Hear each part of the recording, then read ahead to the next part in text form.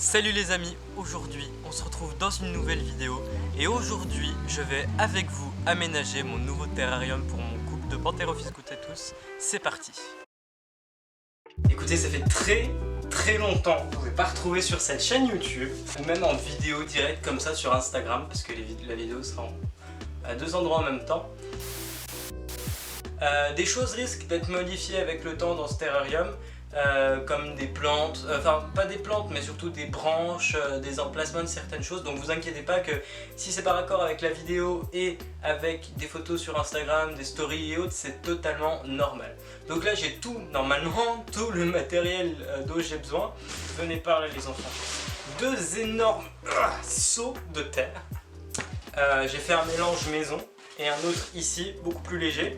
Donc dans celui-ci, la composition va s'afficher là, en même temps que je vous l'ai dit. Donc il y a de la sphaigne, il y a de l'écorce de cacao, ensuite il y a de la tourbe blonde, et puis il y a du terreau universel que j'ai trouvé chez Gamever, je crois.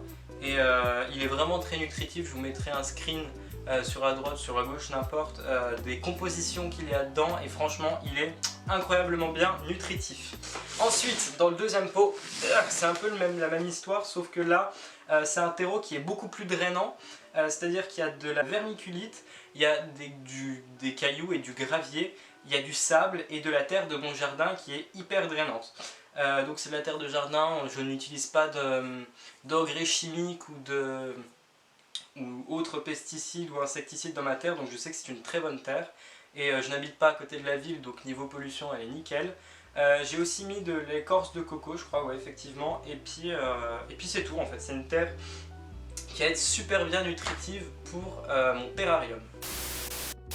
Ensuite, quelque chose qui va m'être d'une très grande utilité pour les plantes que j'ai derrière moi, c'est ça. Vous allez vous demander, mais qu'est-ce que c'est que ça, Lorenzo? Mais qu'est-ce que c'est que ce sabre?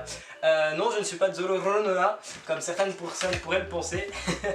Big up à tous ceux qui ont la ref. C'est un tuteur en sphaigne, tout simplement, que j'ai fait moi-même, avec un tuteur en bambou. Ensuite, les plantes que je vais utiliser, elles sont toutes derrière moi, on les voit pas très bien. Ok, c'est bon. Donc les plantes que j'ai, je vais vous les montrer. Donc, j'ai là mon gros lard, un Golden Pothos, voilà, un Epipremium Aerum. Ensuite, on ne le voit pas parce qu'il est derrière et j'ai la flemme de me lever et de vous le montrer avant de le planter. Il y a du lierre, tout simplement, que j'ai bouturé en dessous d'un sapin et il a pris de ouf. Et puis du coup, je vais le mettre en terrarium, tout simplement, ça va être nickel. Je vais mettre cette magnifique fougère de Boston, Nephrolepis exaltata pour ceux qui veulent le nom latin. Et c'est une plante super bien qui s'adapte à peu près à tous les climats tropicaux. Ou même tout simplement climat pour de la Pantherophis, ça va très bien aussi. Pause 2 secondes, j'ai complètement oublié de vous dire aux amis que dans le terrarium je vais aussi utiliser une misère, c'est une plante qu'une amie m'a envoyée. Voilà, c'est tout, je vous mets son petit Instagram ici, petit big up à elle et merci à elle. Sur ce, je vous souhaite une bonne suite de vidéos. Donc j'ai fait un fond en mousse expansive, c'est moi qui ai tout fait. Je me suis bien renseigné et tout, même pas sur des forums, mais auprès d'amis expérimentés.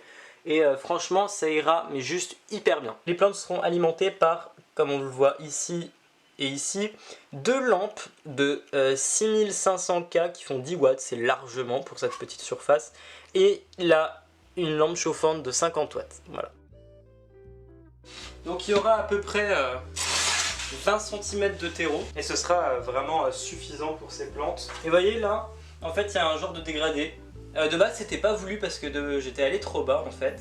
Et en fait bah j'aime bien le mot en fait. Et du coup bah, ça me fait une forme assez naturelle. Je vais faire la hauteur de terre jusque là, enfin du moins je vais essayer. Je vais la refaire redescendre par là où ce sera là il y aura la gamelle d'eau normalement. Ou dans les eaux là. Et ça reviendra monter ici. Et devant là j'ai pas fait trop haut, comme ça fait pas un truc trop plat parce que j'aime pas quand c'est trop plat. Donc j'arrête de parler. Comme d'habitude je ne fais pas beaucoup et je parle beaucoup. Voilà, tais-toi Lorenzo et fais ton travail. Et les amis, ce qui est bien avec la magie du montage quand même, c'est que je peux mettre à la prochaine poignée, qu'à la prochaine poignée, il y ait tout le terrarium rempli de terre. Franchement, vous me croyez pas? Eh ben regardez. Du coup, ce que je vais faire maintenant, je vais planter le pothos, mais ce que je fais before tout, c'est le dépoter. Je vais mettre mes mains en toute délicatesse entre ces nouvelles feuilles. Système racinaire qui commence vraiment bien à se développer. Je sais pas si vous allez bien voir, mais là, ici, ça c'est son système d'origine. Et là, il y en a plein qui commencent à arriver et c'est vraiment trop cool. Du coup, je vais essayer de lui trouver une place sur le côté là.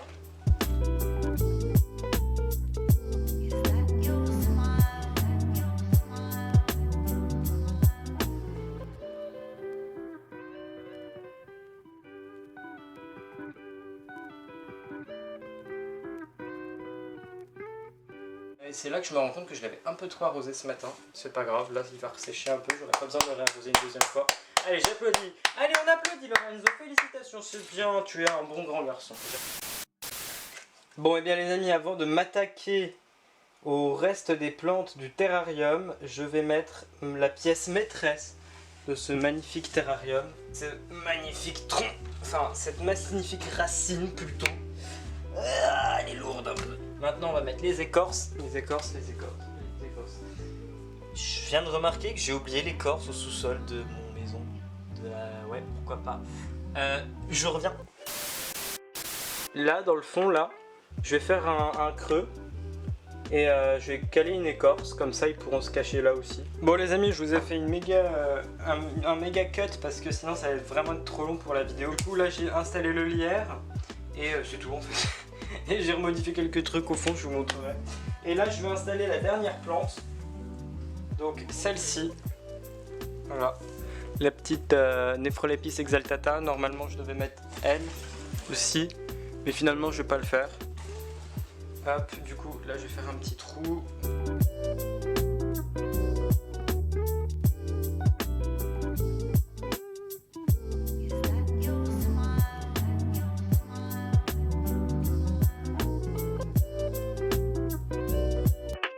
Et du coup je vais mettre la petite touch finale, c'est-à-dire une branche. Parce que même si les cuivres ne sont pas des serpents arboricoles, enfin ces gutes ne sont pas des serpents arboricoles, j'aime bien quand même leur mettre des petites branches. Et puis comme ça, si elles veulent aller se percher pour prendre la chaleur, elles pourront si elles le veulent. Alors attendez, je vais vous le mettre par là.